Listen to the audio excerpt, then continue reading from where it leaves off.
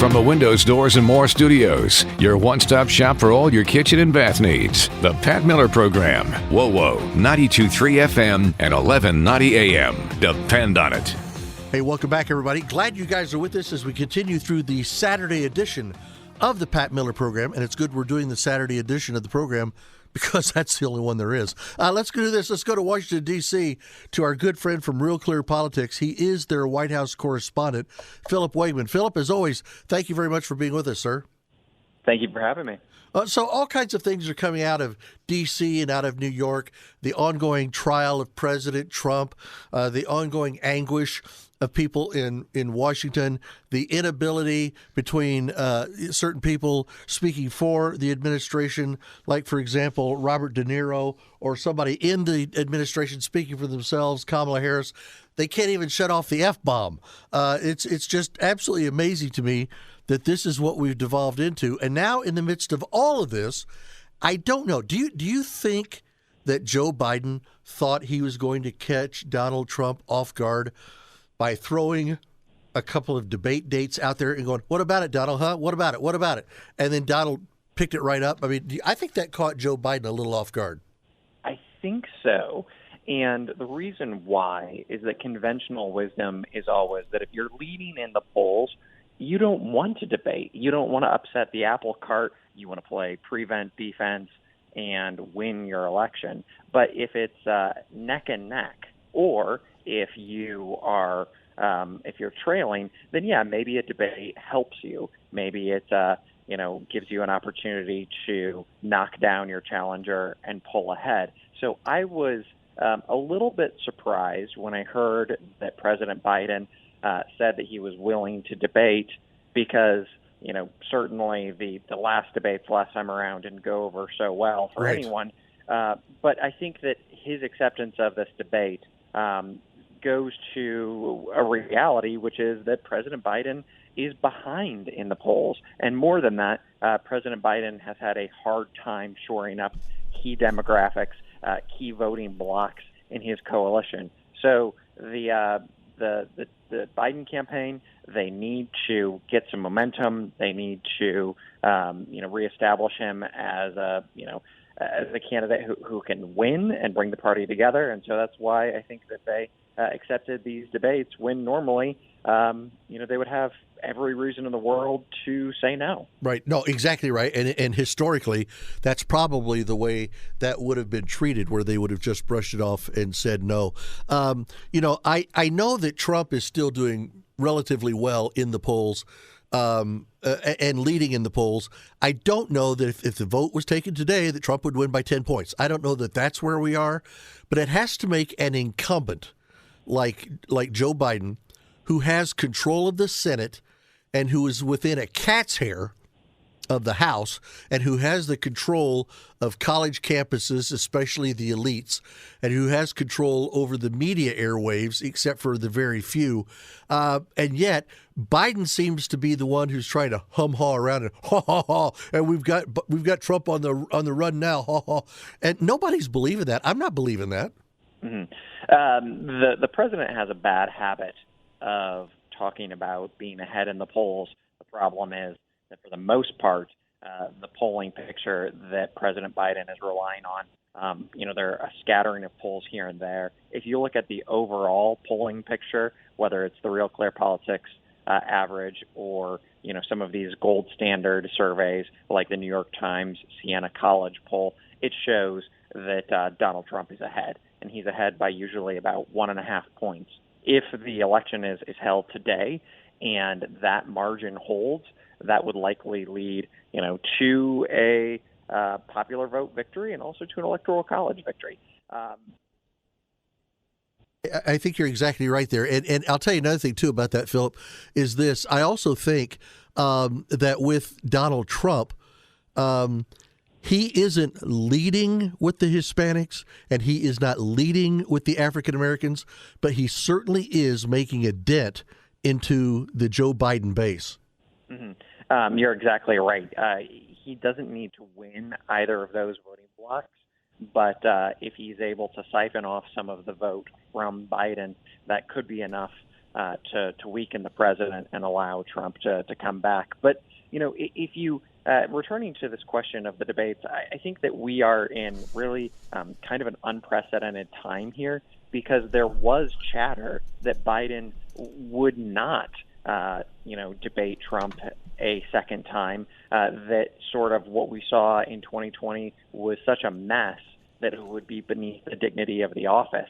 And certainly, I can't imagine President Barack Obama agreeing to a debate with Donald Trump. But because of this polling picture, because the president faces some pretty significant headwinds, I think that's why his team went ahead and said yes. They used to think that they could just run the same playbook from 2020 against Trump, but I think that they've been surprised by how strong he is going into the summer. No, I think that's correct, and I think it's not enough for them to say, oh, no, all is lost, but all is definitely not yet won. And I think that that's kind of important, too, for people to look at exactly what it is that the numbers and the polls are saying. And I know that right now, looking at the Real Clear Politics page, in a general election, Trump versus Biden, that with Fox News, they've got Trump by 1. With Trump versus Biden versus Kennedy versus West versus Stein, and anybody else that wants to jump into the fray here, it's Trump by 3. And now, but people need to remember, too, this is Trump getting these numbers while Joe Biden is running around like a loose cat, and Trump is in court 3 days a week and is not able to get out like he should. I thought it was amazing the other day that Trump came out of court and went and had an evening rally. Where was it? In New Jersey, and had 80 to 100,000 people there. That was astounding. Mm-hmm. So the operating theory of the primary, and we've talked about this several times, is that these indictments turned Trump into a martyr among Republicans. Certainly we saw that as being a main driver for one of the reasons he was able to clean up the Republican primary field so quickly. But the question is, would that then translate to a general election? Mm-hmm. Would some of these independent voters see Trump's indictments and legal troubles as, a reason not to vote for him? And I think that based off of what we're seeing today, the courtroom has not crippled Trump. I'm not certain it's a net benefit to him, but it hasn't crippled him yet. And the argument is not going to be in November over Donald Trump's, legal jeopardy. I think the argument is instead going to be over, what the Trump campaign wants it to be. Are you better off now than you were 4 years ago? Well, and that brings us to one of the things that's on the Real Clear Politics poll, is the country going in the right direction, and it is on the wrong track, plus 41%, 66 to 25. That's an amazing number. That's an amazing gap. I don't know, Joe Biden or anybody else, if they can bridge that gap. It's just so large. And Biden has been saying from the beginning that the administration has been arguing that they needed time. If you look back to 2021, they were dealing with a pandemic, with the shocks to the system from COVID, and their argument was, we inherited a mess. We're trying to clean things up, whether you asked them about, the response to COVID or immigration. Since then, Biden has actually been able to get through a lot of the things that he has wanted passed. If you look at the Inflation Reduction Act, if you look at some of the funding for Ukraine, his legislative priorities, they haven't been stymied. He's been effective, as a president in getting the legislation that he wants into law for the most part on some of these bigger ticket items. And yet what the president has been doing is not popular. So that forces this question among the White House. Is it just that they have a communication problem and right. people don't know about all the money that Biden has spent on their behalf? Or does the American public just not like what this guy is doing? Well, I think that's a lot of it. I think you're seeing also, and I'm not seeing anything on Real Clear Politics yet. I've seen a few others, But, you say they don't like what he's doing. Well, what if he's your commander in chief? There's not a great deal of respect for the positions held by the president, even by those in the military, the guys that are willing to take up arms and to go carry out his whims around the globe. Even they are not saying, we're not necessarily Biden guys here. Yeah, certainly we've seen recruitment down in the military. I'm not certain if that's because of the decisions that have been made by the commander-in-chief himself, or because young people don't want to join an incredibly difficult profession. But one thing that you can't deny, and one thing that is central to Biden's entire story, is that his polling goes underwater during the Afghanistan withdrawal, and right. It never recovers. Never recovers. Never recovers. That is something that he is dealing with, to this date. He has not been able to regain some of that core support, and that very difficult moment where there was chaos on the ground, that was a direct result of his delivering on a campaign promise, which was to pull out of Afghanistan to end that war. I don't know if some of the military recruitment problems are a result of some of the other policies that he's made, or some of the decisions that he has made in regards to Europe or China. I'll leave that to others to speculate about. But Afghanistan certainly was something that was a blow that changed his presidency. No, I think that's right. You were talking about his being underwater, and there was a poll through Real Clear Politics, and again, we're talking to Philip Wegman from RCP, and I think it was on Tuesday or Wednesday that the president's approval-disapproval, it was 40 approve, 58 disapprove. That's underwater by 18 points. After many of the primaries are over, and you're now within 6 months of the general election, that's a long road to hoe. Mm-hmm. So the Republicans that I talk to always caution that there are plenty of ways for Republicans to screw this up for themselves, that they could, lay an egg and once again a red wave could fizzle. But if you look at the numbers currently, you're absolutely right. It's a lot for Biden to overcome. And it's not just that he has to win over independents and moderates. Biden is dealing with a crisis in the Middle East, in Israel, that has split his left flank. You see younger progressives, in particular, some of these younger folks who are on college campuses, who are completely rejecting his handling of that conflict and his support of Israel. That's not a fight that you want to have on your left flank going into a knockout, drag-out brawl. And a big part of the Biden calculus was always that he might not be the preferred candidate of everyone in the Democratic Party, but at least he's not Trump. And when Trump is an enemy within the gates, that would really, codify his support among liberals. But right now, that's a problem for him. And he's not only going to have to solidify his base in a hurry, he's going to have to figure out if he needs to change his message to win over the rest of the country, because these numbers, they tell the whole story. Right. Well, and if you've got a second there, Philip, we got about 2 minutes left. Let's look at the rest of the country. Again, I'm leaning a lot this week on previous Monday, Tuesday, Wednesday polls from Real Clear Politics around the country. And when I look, when I see that Pennsylvania, that if it's Trump versus Biden versus Kennedy versus West versus Stein, Trump is up 4 points in Pennsylvania. In Wisconsin, he's up 1 point. In Michigan, he's down 3. In Arizona, he is up 9. In Pennsylvania, he's up 3. But then in Georgia, and we know the fights that they had in Georgia, he's up by 8. And in Nevada, he's up by 14. That has got to scare the White House to death. Mm-hmm.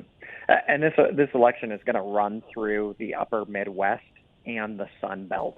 And those numbers that you see from the RCP average, those are worrisome to Biden. Now, I've talked to a number of folks on the Trump campaign, And they clearly don't see this as a lock. They think that a lot can and will change, but they feel good about the posture that they have going into the summer when campaigning is really going to begin in earnest.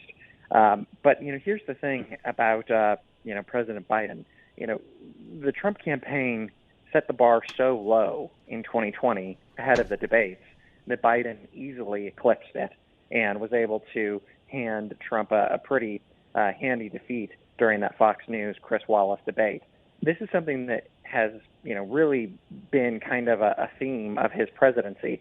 He was written off in 2020. In the Democratic primary, he lost so handily in Iowa and New Hampshire. His campaign was thought to be, dead and gone. He comes back and wins in South Carolina, turns the whole thing around, takes the nomination, and then defeats Trump. And again, in the midterms, ahead of the 2022 midterms, there was an expectation that Republicans were going to clean house, that there would be GOP majorities in the House and Senate, and it didn't happen. Right. So these Republicans, yes, they want to attack Biden and say that he's lost his step, that he's not all there, but they also know that when it comes down to, politics, to getting people to the polls, this is someone who has delivered previously, and they might make fun of him, but they do take him seriously. Well, and they need to, and it's foolish. Even when Ronald Reagan was miles ahead going into his second administration running for office and ended up winning all but one state's electoral votes and those of the District of Columbia, it was the most lopsided electoral victory ever. 2 days out, Reagan was confident, but he didn't say anything to make you think that, well, this is in the bag. They didn't think that way, and it didn't bite them. Philip, listen, thank you for being with us today. I appreciate you making time. The lovely Mrs. Miller informed me last week that if I didn't have you on this week, I missed you last week. If I didn't have you on this week, don't bother coming home for dinner. So that's you know how that goes. Well, listen, Philip, I appreciate you very, very much. We'll talk again soon. Okay. Thank you, Pat. Thank you, my friend. Philip Wegman from Real Clear Politics. This is the Pat Miller Program on WOWO, 92.3 FM and 1190 AM, and on the WOWO app.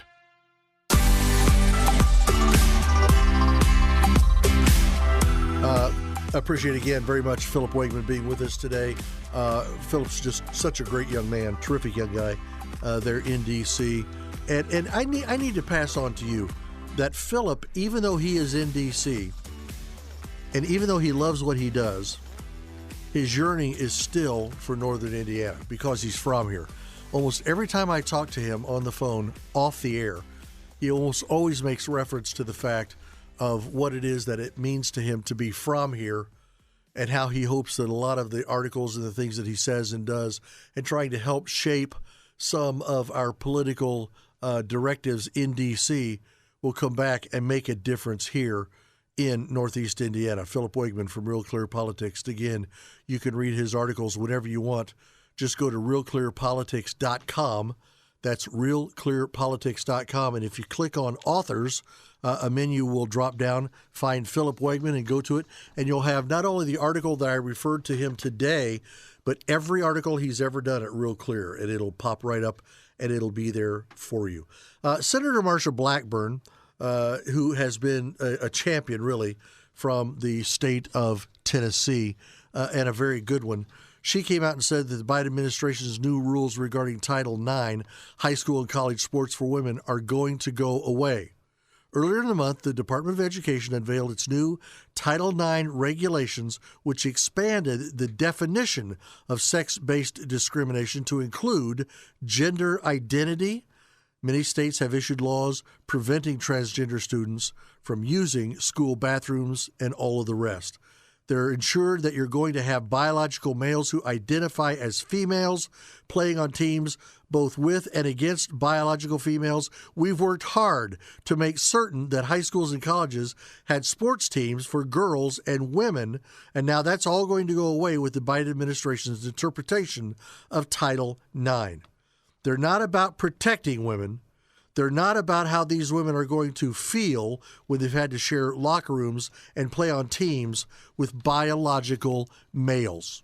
I think there's a lot being said right there that's literally just right on. We're coming up with a break here at the bottom of the hour, and we'll be back just the other side.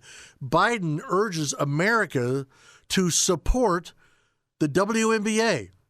The president is urging us, you and me, to support women's sports. Didn't we just have this conversation? We'll talk about this two-sided fumbling coming out of the president's mouth, and we'll do it all straight ahead right here on WOWO, 92.3 FM and 1190 AM. And here we are, we're back. We were just covering the finding by Senator Marsha Blackburn that President Biden, in his Title IX rewriting for high schools and colleges, that all of the safeties for women are now going to be set to go away. And there's nothing they can do about it. Nothing. They're not about protecting women, she said. They're not about how these women are going to feel when they have to share a locker room and play on tennis teams with biological males. They're not the same. Okay. Well, let's move on. Because then, within days of the president's previous meeting we just discussed, at the WNBA ceremony, Biden urges America to support women's sports. In other words, the President of the United States basically is asking you and I to support the very thing that he's destroying. A lot of people might have missed the irony, but not now. Not after this meteoric rise of women's basketball. The whole thing with Caitlin Clark being down there in Indianapolis has caused basketball to become increasingly more important than it ever was. When the WNBA champs visited the White House last week, reporters didn't cover it out of obligation. They covered it because it's now a real story. And Joe Biden's betrayal of girls' sports only made it more of one. The timing of the photo op couldn't have been more politically inconvenient for the president. His administration has been lit up by lawsuits over the dismantling of the very thing that the team was there to celebrate: women. While Biden was applauding the champs for showing that the future of women's sports is brighter than the Vegas lights, most people really could not help but notice just how utterly disingenuous President Joe Biden was being. After all, Biden is the one trying to eradicate 52 years of women's progress. He's the one insisting biological men make better girls than our daughters. It was his idea, not Congress's. It was the president's idea and his administration to turn Title IX into a manifesto of transgender rights. Not anybody else. The president. It was his doing. Well, the reaction was instantaneous. I mean, this is not something that has happened because of what Congress did, okay? It was his idea. He took the podium with a straight face. Now, I'm going to quote this because I don't want to mess any of this up. This is an exact quote of your president. Are you ready? "It matters to girls and women finally seeing themselves represented, and it matters to all America. That's why." That's why he insisted that, and I quote again, "As a nation, we need to support women's sports, not just during the championships," he later tweeted, "but all year round. Let's grow women's sports and continue inspiring the nation." I have a better idea. Let's do away with it. Let's do away with women's sports. How can you? In fact, let's do this. Are you ready, Mr. Producer? Let's do away with the NCAA. Let's do away with men's sports. Let's do away with women's sports. If they won't listen to the people of us out here who make decisions, who buy the tickets, who send our daughters and sons to go play sports, then let's just do away with it. The reaction of what the president said was instantaneous. After 3 years of this administration, which in the term of history, 3 years is really not all that long, this president has ticked off most parents, coaches, and teachers and caused them to understand exactly what it is he's trying to do to women's sports. And in spite of what he said that day in that room, it is not to grow them. It's erasing them. Here's something POTUS could do to support women, Kristen Wagner said from Alliance Defending Freedom. Keep men out of women's sports. Family Research Council Meg Kilgman said, equally incensed by the president's hypocrisy, President Biden wants to grow women's sports by allowing men who identify as women to play, forcing women to accept men in our locker rooms, in our sports teams, and even prisons. It's not supporting women. Protecting women's sports and female athletes would be truly inspirational for the nation's women and girls and the men who love us. Connotation there, and the men who love us, not the men who gleefully and cheaply try to come in and take over women's sports so they can make a bigger name for themselves, get more medals, and make more money. And if we're going to do this, if you're going to allow men to keep coming over, if you're going to allow them to be in the locker rooms, then I'm not kidding when I say this. I say this to future Congressman Mark Souder. Mark Souder. Yeah, thank you very much.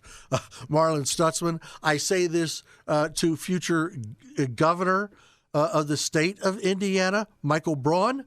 And I say this to Jim Banks, our future senator. Are you ready? Let's do this. Let's stop arresting men for indecent exposure. Why can't they do it elsewhere if they're encouraged to do it inside of a woman's locker? Well, now, Pat, you're just being ridiculous. No, I'm just showing you the level of ridiculousness in what it is that they're pushing for here. This is ridiculous. Continues to be ridiculous. And doesn't look like it's trying to get any better. Former NCAA star Riley Gaines said she was appalled, saying on her Gaines on Girls podcast that the easiest way to support women, the easiest way, and the way she says this is kind of cool, is to keep men out of them, which sounds easy, which is everything we've been pushing for. But now listen to how she gets there, okay? Independent Women's Forum pointed out it's difficult to believe the audacity of Biden's comments, considering that he just mandated that girls surrender their sports opportunities to boys. How do you marry those? How do you make those come together and happen in the same place? I don't think you can. Members of Congress who just took turns grilling Miguel Cardona, who's the education secretary, on this absurd Title IX rewrite, were appalled, absolutely shocked and stunned that Biden would try to play both sides of this debate based on the harm that he's already done. The rule Biden's team released has already triggered multiple lawsuits from more than 20 states. A fact not lost on the House Education and the Workforce Committee after the president's phony Title IX that would erase women's sports by allowing biological males. After all of that, all it does is it sets it up so that males can get in and compete in female sports in a way that's beyond anything they had ever even known. The guy doing the most harm to women's sports should sit this one out. Mr. Biden, go look in a mirror. We're talking to you. We're talking to you, Mr. President. Go look in a mirror. The election's coming. The difference between the two men policies and men in women's sports, this will be a major factor in this upcoming election. And don't think for a minute that Donald Trump is not going to trumpet that when he's in those debates. Going to step away for just a minute. When I come back, the president, he's been playing games with girls' sports, but he's playing games with foreign policy too. Has he misplayed Gaza? We'll talk. This is the Pat Miller Program on WOWO 92.3 FM and 1190 AM and at WOWO.com. back for our last segment here in hour number 2 on the Pat Miller Program for this Saturday. Very glad that you're with us. Hope you have enjoyed our guests and hope you've enjoyed some of the topics we've covered. If you want to write me, you can do that while I'm on the air here. Just send it to 46862. That's 46862. Text the word WOWO first, and then your question or comment comes to us right here in the studio. And then also you can text me even after I'm gone by email. Just send me an email, Pat Miller, all one word, no dots or dashes, patmiller@wowo.com. You've heard us talk a lot about the New York trip coming up, and it's going to be an incredible New York trip that we're going to do. They're in New York City in December. It's going to be wedged at the start of December between Thanksgiving and Christmas.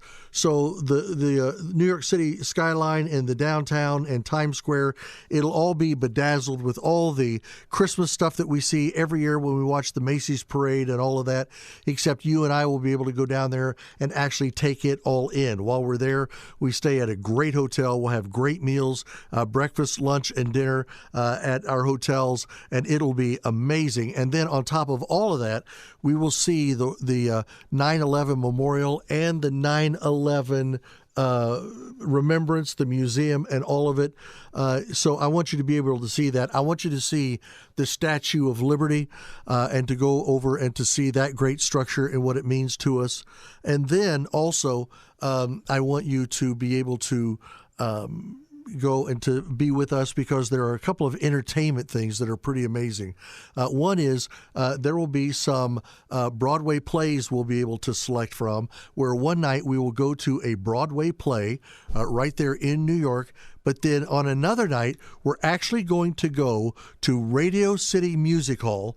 When you see the Macy's parade toward the end on Thanksgiving morning, and you see the High Kickers, when you see the Radio City Music Hall Rockettes, we're going to Radio City Music Hall and we're going to see the Rockettes Christmas program. It's going to be absolutely unbelievable. We'll take great care of you, a great hotel, nice food, good travel flying from Fort Wayne. We'll go into New York and then we'll come back.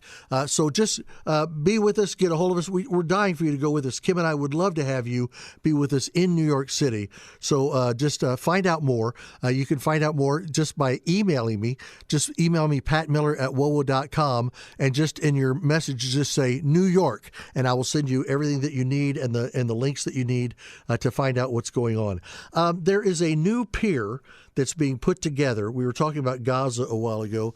There is a new pier that is being put in place and placed there outside of Gaza.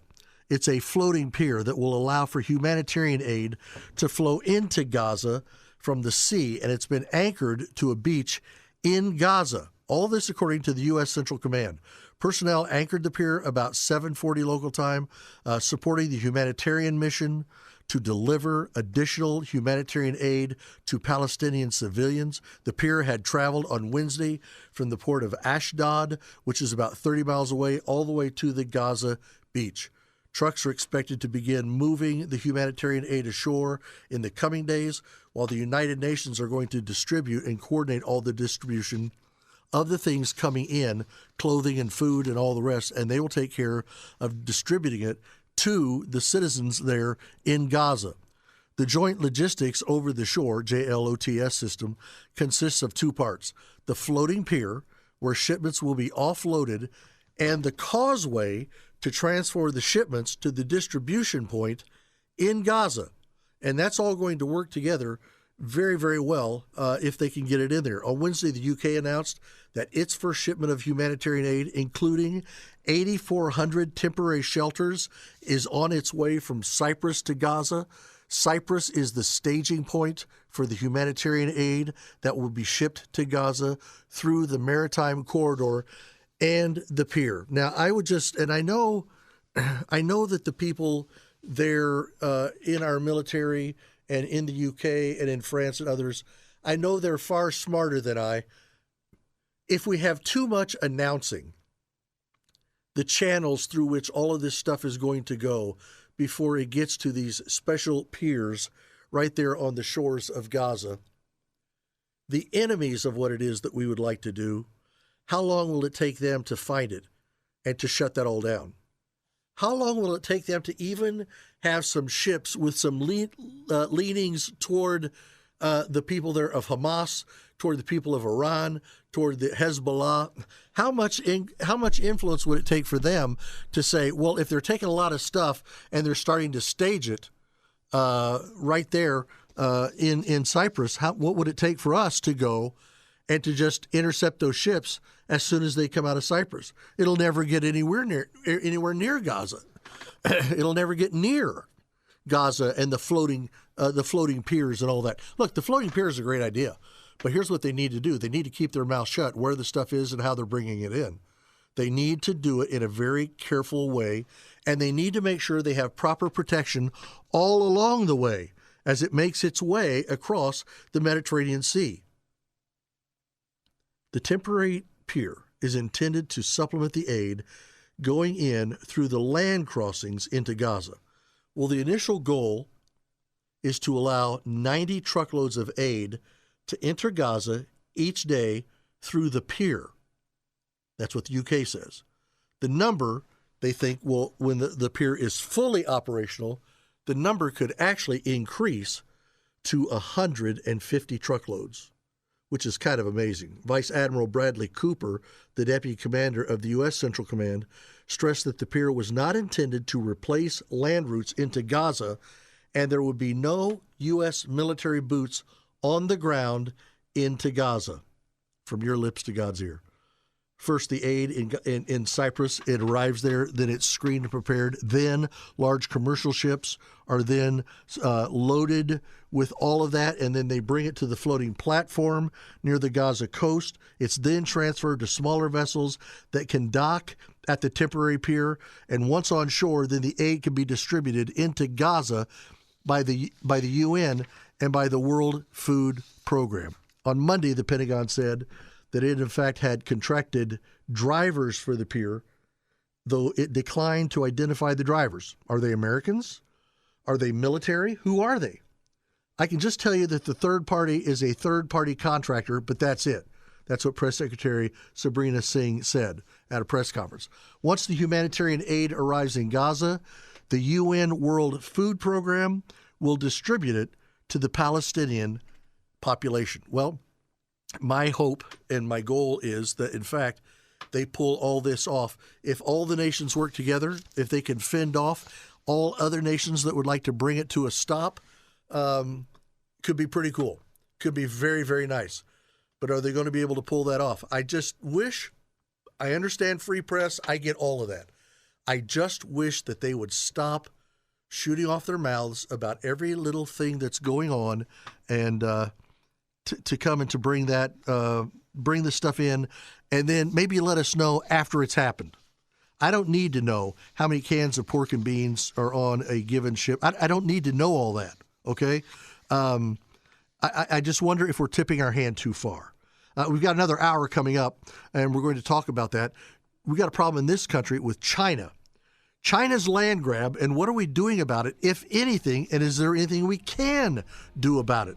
That's something else we need to look at. Thank you so much for being here with us. We'll be back straight ahead as we roll into our third and final hour. The 2 o'clock hour comes up straight ahead right here on the Pat Miller Program on WOWO 92.3 FM and on 1190 AM.